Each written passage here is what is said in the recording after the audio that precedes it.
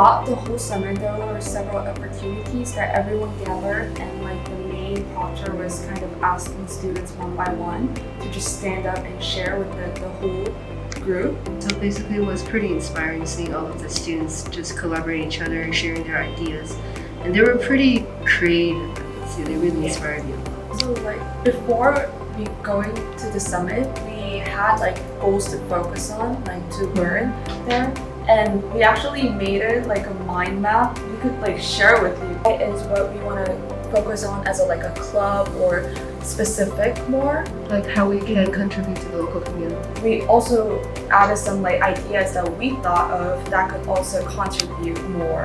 And that is how we kind of developed this whole mind map for each goal. It's kind of different, but that is basically how we thought about it after coming back from the summit.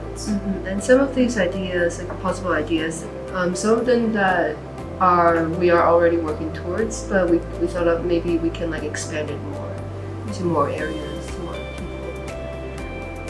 And I really think that this is going to be a wonderful time for you guys to build upon your own leadership capacity, but also to do something very meaningful that will have tangible results. You know, we'll do things step by step, but not lose that momentum that you guys gained. We are